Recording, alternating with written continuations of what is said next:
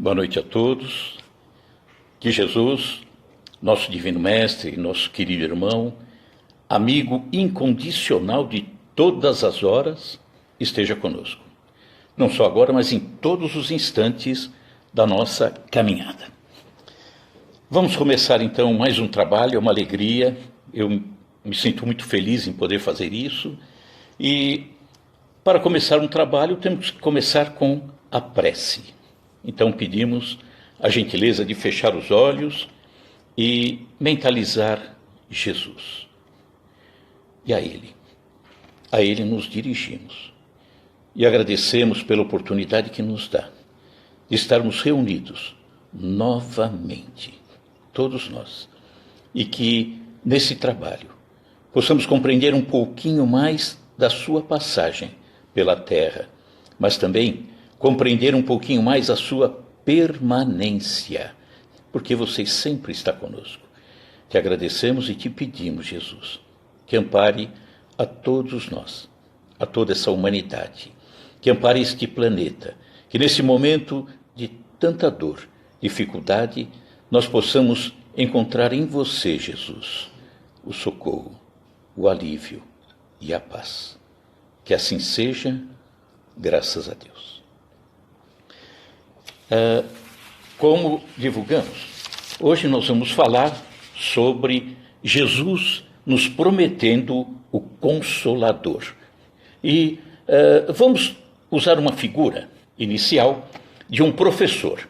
O professor que pega o seu grupo de alunos e tenta instruí-los, tenta passar a mensagem, orientá-los, mas percebe que poucos, um ou outro, compreende. Então, o que é que o bom professor faz? Aula de reforço. Retorna, vem no outro dia. Vamos dar um jeito. Vocês vão ter que aprender a lição. E todos nós estamos aqui na Terra exatamente para isso, para aprendermos a lição. Então, nós perguntamos se há 2000 anos atrás, será que a humanidade, há 2000 anos atrás, quando Jesus estava fisicamente conosco, será que a humanidade compreendia Jesus? Será?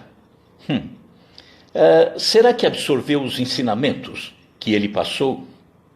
Também não. Não aceitaram a mensagem dele. Poucos aceitaram. E tem um ditado que diz que entre o professor e o aprendizado, tudo depende do aprendiz. Deus nos encaminha, o Pai nos encaminha Jesus para nos deixar a sua mensagem. Então, era uma decisão de Deus que a humanidade entendesse a mensagem que ele mandaria por intermédio de Jesus. Só que entre o desejo de Deus e o entendimento por parte da humanidade, existe uma pecinha aí no meio que costuma dar problema. Essa pecinha dá problema mesmo. Essa pecinha se chama homem, o ser humano. Ele dá problema mesmo. Então, como a maior parte, a grande parte da humanidade local, onde estava Jesus, não compreendeu a sua mensagem, era preciso que ele voltasse. Teria que voltar em algum momento. Mas, na verdade, ele nem foi. Ele sempre esteve conosco. Sempre esteve nos iluminando, nos amparando.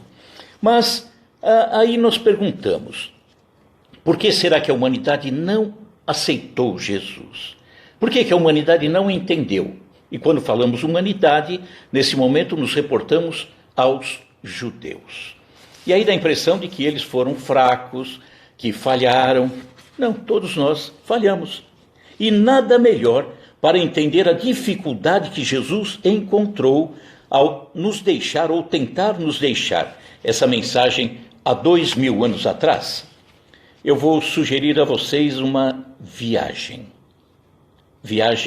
no tempo. Vamos voltar 2000 anos atrás e vamos lá, na Palestina, Israel. Vamos até lá e vamos ver como era a situação na época em que Jesus veio até nós. Qual era a realidade política, social de todo aquele povo. E aí nós vamos começar a entender o porquê dessa dificuldade. Então, vamos lá. O povo judeu sofria sucessivas dominações ao longo, não só de séculos, ao longo de milênios. Vamos lembrar, por exemplo, logo de imediato, o período em que ficaram como escravos no Egito. 400 anos ficaram ali, cativos no Egito. E depois passaram por sucessivas dominações, até que no ano 63, antes de Jesus, portanto, ainda anterior, o primeiro século antes de Jesus, no ano 63, Pompeu, romano, general romano, domina Jerusalém. E agora mais uma dominação para o povo, ou contra o povo judeu. Então, a partir do ano 63, antes de Cristo, o dominador de plantão naquela localidade eram os romanos. E Jesus nasce sob o domínio romano, portanto, naquela região. Como era o domínio romano?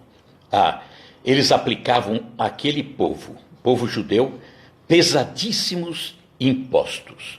Vamos lembrar, por exemplo, da figura do publicano, aquela pessoa que era colocada por Roma para a cobrança dos pesados impostos, para transferir a Roma. E o publicano era uma pessoa de lá, era nativo, era, portanto, um judeu. Isso maltratava os outros judeus, afinal. Era um povo extremamente orgulhoso. O judeu é um povo extremamente orgulhoso. E se sentia, obviamente, naquele momento também, com o seu orgulho ferido. E sempre teve, em todas as dominações. Era um povo, portanto, humilhado. Muito humilhado pelos dominadores. E aí, nós voltamos a 2000 anos e estamos olhando isso. Como é que está acontecendo isso tudo? Estamos vendo aquele povo sendo maltratado, sugado no seu suor, na sua dificuldade através dos impostos, sofrendo terríveis humilhações e já dito séculos e séculos antes por profetas que viria o Messias. E aquele povo, portanto, aguardava a chegada do Messias, aquele Messias que na visão deles viria para libertá-los daquele jugo terrível, aquele jugo romano que tanta dor lhes trazia. Portanto, a expectativa deles era de que viesse uma liberdade física através desse Messias que chegaria no seu tempo certo. Não precisa dizer, por exemplo, do ódio terrível que os judeus tinham pelos romanos, que os dominavam e que tanto maltratavam. E esse ódio não ficava também restrito aos romanos. Eles odiavam também os samaritanos. Samaritano, quem era o samaritano? Samaria é uma região lá em Israel que fica entre a Galileia, que fica ao norte, e a Judéia, que fica mais abaixo. E nesse meio é a região da Samaria. Os samaritanos, bem antes de Jesus, haviam sido levados para um exílio fora, portanto, do seu território. E haviam ocorrido ali com eles miscigenações, alguma manipulação com relação ao seu entendimento, à sua crença, uma série de coisas, e eram, portanto, desprezados pelos próprios judeus.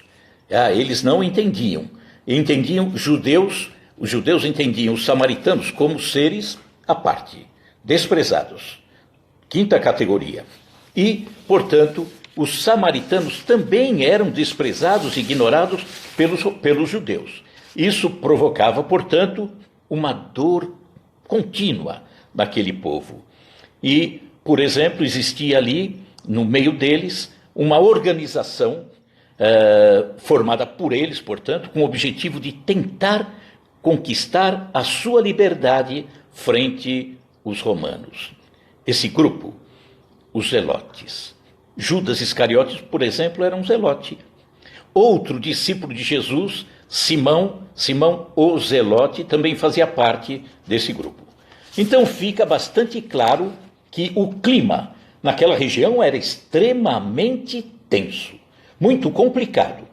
Mas, por exemplo, os romanos deixavam os judeus com uma certa liberdade com relação à liberdade religiosa, o culto religioso deles, aquilo que eles acreditavam, mas com algumas ressalvas. Por exemplo, o sumo sacerdote, dentro do judaísmo, era indicado por Roma. Então, Roma interferia demais. E nesse cenário complicado, tenso, estranho, vem o verdadeiro Messias. Chega Jesus. Esse Messias que trazia uma orientação e um exemplo de vida para todo mundo naquela localidade. Então, a humanidade precisaria trabalhar para a libertação, porque ele vinha mostrar uma liberdade diferente. Não era aquela liberdade física, tirar do jugo romano. Não, a liberdade que ele vinha pregar. Ele nos trazia as ferramentas para que nós trabalhássemos para nos auto-libertarmos. Nos libertarmos do jugo, por exemplo, do orgulho, do egoísmo, da vaidade, da maldade, da ignorância. Era isso que ele trazia. Mas o judeu estava aguardando o Messias que vinha livrá-lo do jugo romano. Jesus não daria certo, seria difícil, muito complicado. E vamos lembrar, por exemplo, que logo nessa caminhada messiânica de Jesus, ao longo de 3 anos, os 3 últimos anos da sua caminhada física aqui na terra, ele começa a distribuir a boa nova, o Evangelho. E aí, uma das primeiras orientações que Jesus nos deixa é o Sermão do Monte. Sermão da montanha, Sermão das bem-aventuranças, é tudo a mesma coisa. É o mais lindo sermão que o mestre deixou. Ele deixou tantos, né? E todos lindos, mas o Sermão do Monte, ele é tão bonito, tão completo, a ponto de Mohandas Karamchand Gandhi, nosso Mahatma Gandhi, ter dito que, e ele não era cristão, ter dito que se todas as escrituras sagradas, tudo que foi escrito ao longo dos séculos, tivesse se perdido e preservado o Sermão do Monte, estava tudo guardado, estava tudo conosco, a receita continuava aqui. Então, de tão lindo que ele é. Mas Jesus vem e deixa o Sermão do Monte. E ele vem falar, por exemplo, bem-aventurados os pobres de espírito. Vocês já viram como que era o contexto daquela época, a situação dos judeus, né? E aí ele vem e diz, bem-aventurados os pobres de espírito. Bem-aventurado seria entendido como feliz, né? Pobre de espírito, ou seja, os humildes. Mas e o orgulho daquele povo? Aquele orgulho tão violento e aquele orgulho tão maltratado.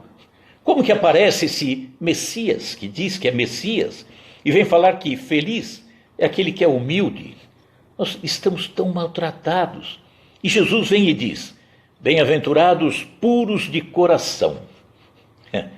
E eles odiavam os romanos, odiavam os samaritanos. Olha que coisa. Mas esse Jesus vem e diz que feliz é aquele que tem o coração puro. E o judeu pensava, como que eu vou ter o meu coração puro com esse romano aqui, me aprisionando, roubando meu suor, minha luta? Não dá. Aí vem Jesus e diz, olha, bem-aventurados os mansos e pacíficos. No momento em que tudo que eles queriam era a guerra, tirar o dominador romano daquele território. Vem Jesus e diz, bem-aventurados misericordiosos. Perdoar o que me oprime? Como que eu vou conseguir fazer isso? Então já estamos começando a entender que a mensagem de Jesus, para ser entendida pela grande maioria dos judeus, era extremamente difícil, muito difícil. E aí ele diz ao final, bem-aventurado os aflitos, porque serão consolados.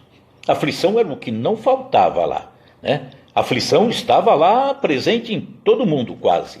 E eles perguntam, os próprios judeus, mas como ser consolado?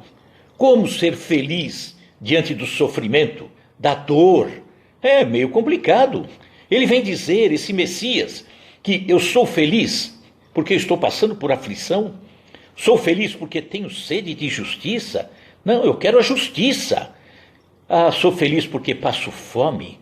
Sou feliz porque eu tenho que perdoar? Não, não vou ser feliz nunca. Não tem como. Ele pede para que eu seja feliz sendo manso, submisso, portanto, na visão deles, submisso ao romano. E ele diz, humilde, eu humilde, adiante desses dominadores, eu não, eu sou um judeu, pensava assim. Então tudo que Jesus dizia, para a maior parte deles, era extremamente estranho. Não dava para aceitar, né? Já estaria dando para nós aqui, só por essa viagem que fizemos, voltando 2000 anos e nos colocando no lugar do judeu, já deu a ideia de que esse professor vai ter que nos chamar para a recuperação, porque não estamos entendendo tanta coisa. E ainda pensava o judeu, e esse Messias ainda vem e diz, ai de vocês ricos, porque já receberam a consolação na terra. O que ele quis dizer com isso? E o judeu ainda continuava ouvindo, olha, ai de você que ri, porque você vai chorar depois. Ai de você que está saciado, porque você terá fome. Mas o judeu não via nada disso. O judeu via, por exemplo, o romano rindo. E não parava de rir, estava satisfeito, tranquilo da vida. Ele via o romano com um olhar assim, com jeito de quem faz 5 refeições ao dia. Ué, como que você que está saciado vai ter fome? Eu estou vendo o romano feliz, estou vendo o romano bem alimentado, e eu estou vendo meu povo sofrendo, passando fome, passando humilhação. Ah, que coisa terrível, não consigo entender esse Messias. Esse Messias está complicado. E ainda Jesus pedia, olha, considere todo mundo como irmão, todos são irmãos. Mas o judeu queria até, para deixar Jesus numa situação complicada, a gente até brinca, mas sempre com todo respeito, eles queriam sempre deixar esse Messias, que era Jesus, de túnica justa. Não é saia justa, é túnica justa. Então, eles aproveitavam de qualquer oportunidade para deixar esse Jesus numa situação que ele pudesse ser massacrado, né? Desmoralizado. Então, irmãos, quem são os meus irmãos? E aí nós vamos lembrar, por exemplo, da parábola do bom samaritano. Vocês vão se recordar. Aquele homem que foi atacado na estrada, que depois passa o sacerdote e tal. Essa parábola foi dita logo após um doutor da lei, judeu, portanto, ter feito uma pergunta a Jesus. E a pergunta era, mestre, o que eu devo fazer para alcançar o reino dos céus? Era doutor da lei. Jesus responde. Eles tinham o hábito de responder muitas vezes com uma outra pergunta, com uma contra-pergunta. E Jesus pergunta ao doutor da lei, o que está escrito na lei? E o doutor da lei responde, está escrito que é preciso amar a Deus sobre todas as coisas e ao próximo como a si mesmo. Ah, é? Então, faça isso. Mas o doutor da lei, a intenção era outra. Era bem complicada, porque aí ele pergunta, e quem é o meu próximo?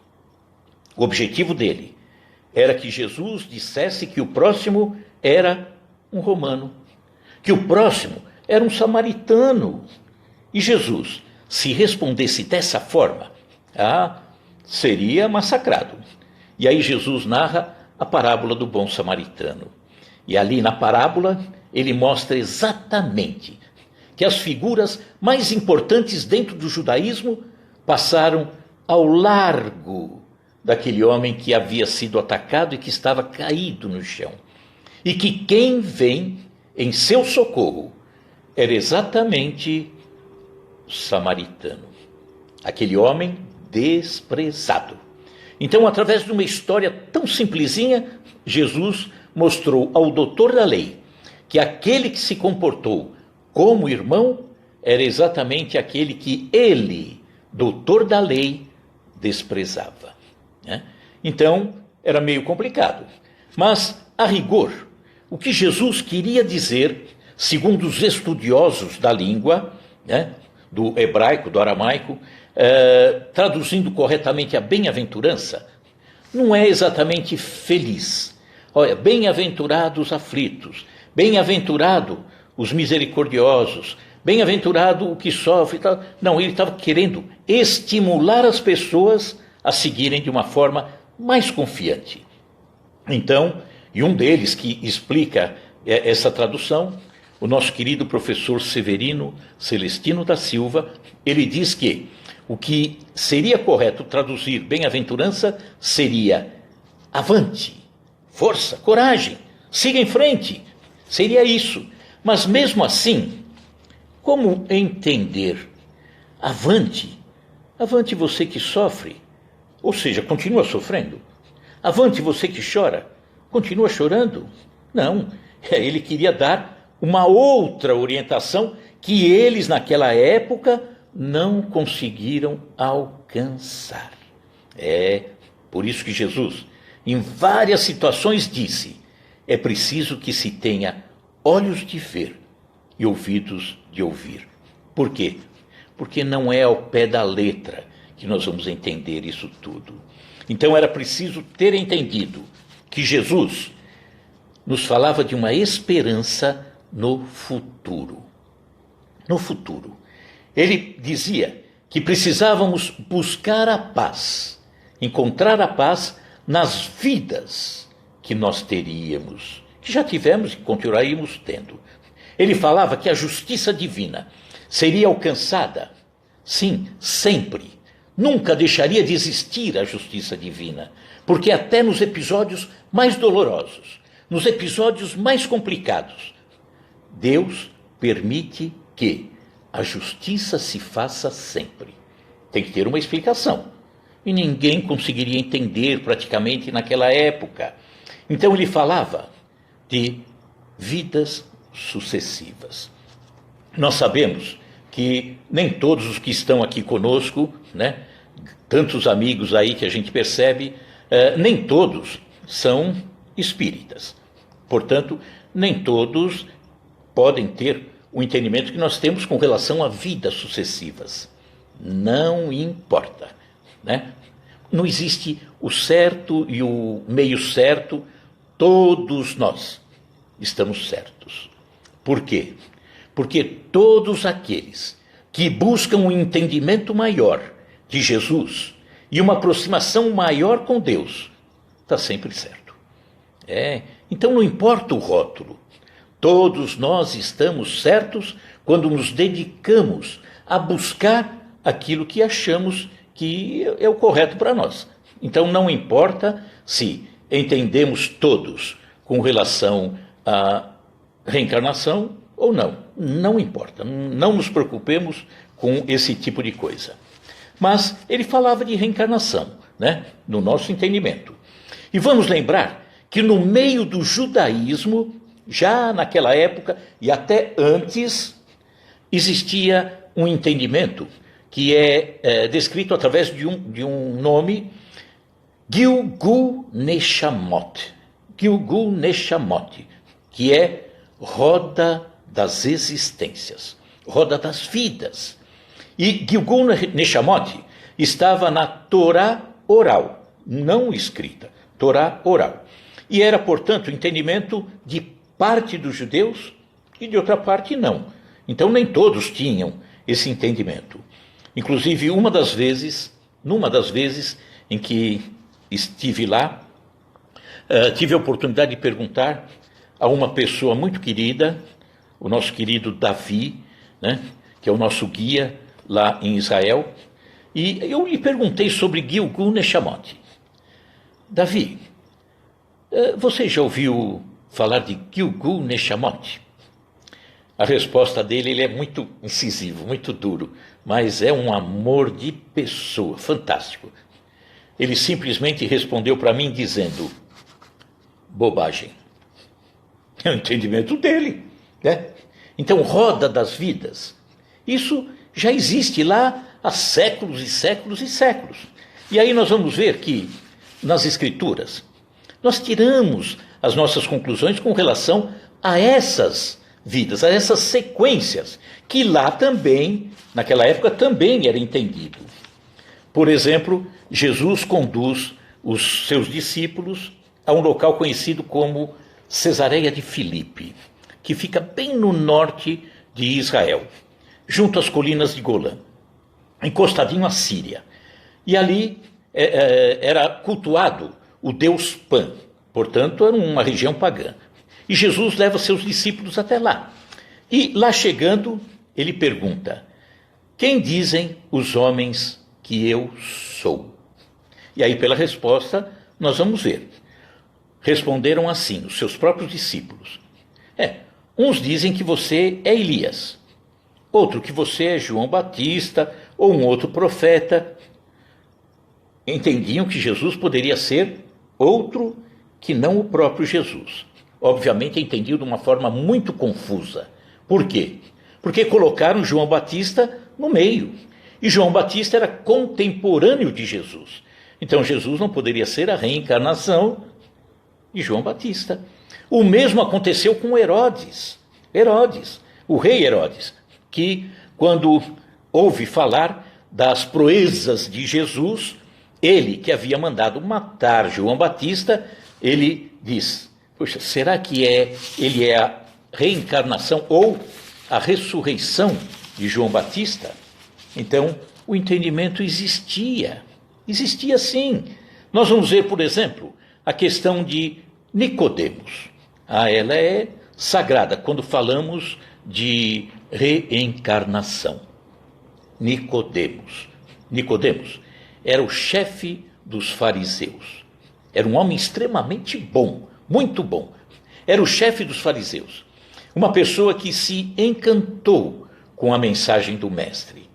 Se encantou e foi procurar o mestre no meio da noite, porque ele não queria ser observado por outras pessoas indo na direção de Jesus, que era no Monte das Oliveiras nessa época. E no meio da noite ele vai até o mestre e começa a colocar para o mestre as suas dúvidas. E ele diz, Senhor, como que eu faço para alcançar o reino dos céus? Jesus responde, é preciso nascer de novo, Nicodemos. Nascer de novo? Como alguém pode nascer sendo velho? É claro que não se pode entrar segunda vez no ventre da sua mãe e renascer, respondeu Nicodemos. E aí Jesus diz, digo-lhe a verdade, ninguém pode entrar no reino de Deus se não nascer da água e do Espírito. Água é o início da vida material, né? Sem água não existe a vida. Então a água simboliza a vida, a origem da vida material. E o Espírito, que ele diz. Então é necessário nascer da água e nascer do Espírito. Corpo e Espírito. O que nasce da carne é carne, mas o que nasce do Espírito é o próprio Espírito. Não se surpreenda, falava Jesus, pelo fato de eu ter dito, é necessário que vocês nasçam de novo. O vento sopra onde quer. Você o escuta, mas não pode dizer de onde vem, nem para onde vai. Assim acontece com todos os nascidos do Espírito. De onde vem o Espírito? A gente não sabe, né? Estamos aqui, aquela questão de estarmos com o esquecimento da existência passada. E aí, Jesus falando, né, da necessidade do renascimento, ele pergunta Nicodemos: mas, mestre, como pode ser isso? E agora, a resposta de Jesus se reportaria, dá esse entendimento, se reportaria ao Gilgul Neshamot, que era o entendimento de parte dos judeus. E ele era o chefe dos fariseus, hein? Ele diz, Jesus: mas Nicodemos, você é mestre em Israel e não entende essas coisas? Então, dá a entender que Jesus se reportava ao Gilgul Neshamot, que era desconhecido por Nicodemos. E aí nós vamos ver, por exemplo, outros episódios no Alto do Tabor, onde acontece. Tabor é um monte, né? Fica na região da Galileia, mais ou menos próximo do Mar da Galileia. E os discípulos que acompanhavam Jesus naquele episódio era Pedro, Tiago e João. Os três estavam com ele. Após a materialização de Elias e Moisés, no momento em que Jesus se transfigurava, quando eles desciam o morro, os três, Pedro, Tiago e João, perguntam a Jesus: mas, mestre, porque eles tinham visto Elias materializado lá, mestre, está dito que Elias teria que voltar, né? É uma profecia de Malaquias, profeta Malaquias. Está escrito que Elias tinha que voltar. E como que é? E aí Jesus diz a Elias há de vir, sim, já veio. Só que vocês não o compreenderam e fizeram dele o que queriam. Então, Jesus estava se reportando, obviamente, a João Batista, né? Então, outra vez Jesus se reporta a João Batista dizendo que de todos os nascidos de mulheres, não há ninguém maior que João. Ou seja, dos encarnados, naquele momento, ninguém maior que João. Mas também ninguém maior que Elias era o grande profeta. Era o primeiro profeta. Então, ainda diz, quando Jesus diz: o meu reino não é deste mundo, aí a gente começa a entender o que ele tentou falar e o que aquela população não compreendeu e continuou não compreendendo até matá-lo afinal, e que precisaria desse professor uma recuperação. Quando ele diz, por exemplo, meu reino não é desse mundo. Bom, então é de onde? Não é daqui. Mas por que alguns sofrem? Por que outros não sofrem? Devia pensar o judeu naquela época. Eu preferia ser um romano, dominador, com dinheiro, com saúde, com alegria, meu freezer lá em casa cheio, essa coisa toda, e não um judeu que está passando fome, massacrado. Então devia pensar assim. Então ele diz: meu reino não é desse mundo, isso aqui é provisório, isso aqui é temporário. Mas como entender que isso era temporário, se eles entendiam só aquilo que era daquele momento? Faltava muito. Esse professor tem que fazer segunda época para nós. Quando ele diz: na casa do meu pai há muitas moradas. Mas como muita morada? Eu só estou aqui na terra. Ele, na noite em que foi preso, Jesus, foi numa quinta-feira, bem próximo da Páscoa. Ele nos diz lá no cenáculo. O cenáculo é uma sala grande que fica em Jerusalém, bem próximo do túmulo do rei Davi. E é onde eles iam comemorar, estavam comemorando a Páscoa naquele ano. Então Jesus diz a respeito do seu jugo. Ele diz assim: vinde a mim, todos vós que estáis aflitos e sobrecarregados, que eu vos aliviarei. Tomai sobre vós o meu jugo e aprendei comigo, que sou brando e humilde de coração, e achareis repouso para vossas almas, pois é suave o meu jugo e leve o meu fardo. Como compreender isso há 2000 anos atrás, sendo um judeu? Difícil. E aí, entendendo esse grande professor, maior de todos, Jesus que era necessário trazer de volta esse ensinamento, pegar de volta esses alunos, colocá-los no tempo certo dentro da sala de aula para que entendessem a sua mensagem com maior clareza. Ele diz assim: se me amais, guardai os meus mandamentos, e eu rogarei a meu Pai, e ele vos enviará outro Consolador, a fim de que fique eternamente convosco, o Espírito de verdade, que o mundo não pode receber porque não o vê e absolutamente não o conhece. Mas quanto a vós, conhecê-lo-eis, porque ficará convosco e estará em vós. Porém, o Consolador, que é o Santo Espírito, que meu Pai enviará em meu nome, vos ensinará todas as coisas e vos fará recordar tudo o que vos tenho dito. Então ele promete que no tempo certo viria o Consolador, a segunda época, para aprendermos. Por quê? Porque ele chama atenção a dois aspectos. Primeiro, vos ensinará todas as coisas. Por quê? Porque Jesus, há 2000 anos atrás, não pôde nos falar tudo. O que ele falou já não foi compreendido. O que ele deixou, que foi uma semente de tudo aquilo que ele deve saber, que é uma enormidade, esse pouco que ele deixou, pouco no sentido daquilo que ele sabe, né? Para nós é muito. Então, essa parte que ele nos deixou, já foi difícil entender há 2000 anos atrás, no meio daquele contexto no qual o judeu vivia, era complicadíssimo. Mas, e hoje? Será que entendemos? Não temos nenhum romano nos dominando. Não. Mas nos falta, muitas vezes, a decisão de nos livrarmos daquilo que nos aprisiona. Continuamos presos, continuamos cativos do nosso orgulho, da nossa vaidade, da nossa prepotência, da nossa ignorância com relação às coisas da alma. Então, precisamos mudar. E é isso que ele disse.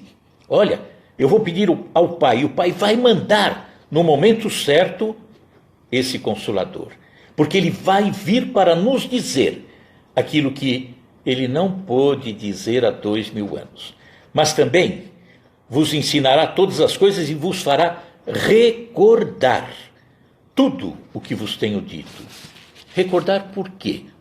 Porque nos esquecemos, nem prestamos atenção, não nos dedicamos a uma compreensão, ignoramos tudo, alteramos muita coisa, viramos as costas. Olha que situação! E agora ele vem para nos ensinar, mas também para nos recordar daquilo que ele deixou e que deixamos de lado, nem nos importamos. Então, é por isso que ele vem e promete que mandaria o Consolador.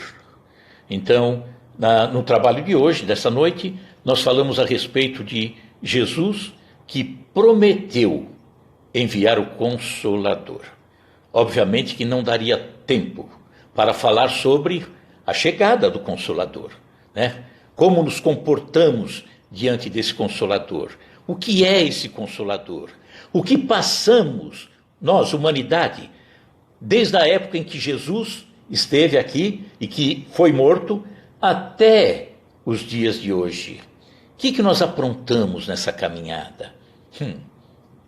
Complicado. Então, na próxima live, nós vamos falar sobre a chegada de Jesus, a chegada desse Consolador.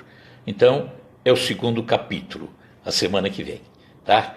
Espero que todos tenham entendido o porquê de Jesus nos prometer a segunda época, né? Nos colocar novamente numa sala e dizer: molecadinha, senta aí, está na hora de aprender, preste atenção, agora vocês são diferentes, vocês já abriram o coração, tem uma outra forma de entendimento. Eu vou falar tudo de novo. Segunda época. Então, é isso.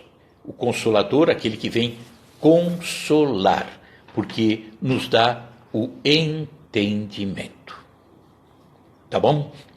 Agradeço aí a presença, tanta gente aqui, olha, Dulcineia, Regina, Lene, Selma, Alexandre, Yolanda, Landinha, Laércio, seu Laércio, lá do Guarujá, forte abraço, Guilherme, sempre acompanhando, Ana Paula, a Paula da Fraterna, tanta gente querida.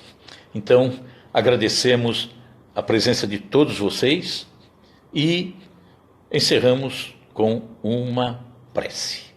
Então, fechemos os nossos olhos e Jesus à nossa frente. Obrigado, Jesus. Obrigado pela sua compreensão. Você que nos ensinou, deixou a lição, a cartilha, há 2000 anos e nos disse, estude a cartilha. É o comecinho, só o comecinho. E nós não estudamos. Não nos interessamos. A humanidade virou as costas, a humanidade deu de ombros aquilo que ele nos deixou. E ele que veio e se sacrificou por nós, deixou seu exemplo. Se não houvesse esse exemplo magnífico de Jesus, essa cartilha teria sido jogada fora. Ninguém se lembraria dela. Mas hoje estamos resgatando, estamos buscando esse entendimento. E você, Jesus, com a sua bondade, com a sua misericórdia, nos trouxe o Consolador. E nós temos agora a possibilidade de olhar de uma forma tão bonita e raciocinar sobre as coisas. Não importa se somos espíritas ou não, se entendemos a reencarnação ou não. Você, Jesus, é o grande consolador de todos nós, porque na forma que entendermos cada um, vamos perceber que você, Jesus, é o amor maior que veio à Terra. E é por isso que te agradecemos, Jesus, e te pedimos que esteja conosco em todos os instantes da nossa caminhada e que nos acompanhe também, Jesus, em especial neste momento que nós atravessamos em razão da pandemia. Que possamos nós divulgarmos a tua palavra, o teu sorriso, o teu carinho, a tantas pessoas que estão nesse momento sem esperanças. Há tantas pessoas que parece que perderam o rumo, que talvez estejam tão tristes, tão abaladas, que podem pensar em coisas terríveis. Ah, Jesus, esteja do lado de todas elas, através da presença dos irmãos. Que todos nós possamos espalhar a tua luz, a tua bondade, o teu amor. Que assim seja, graças a Deus. Que possamos estar novamente juntos, a semana que vem, com muito cuidado, né? E não podemos encerrar sem falar que Jesus no coração e álcool gel na mão. Um grande abraço e muito obrigado por estarem comigo, tá? Me sinto muito bem. Amo todos vocês. Muito obrigado.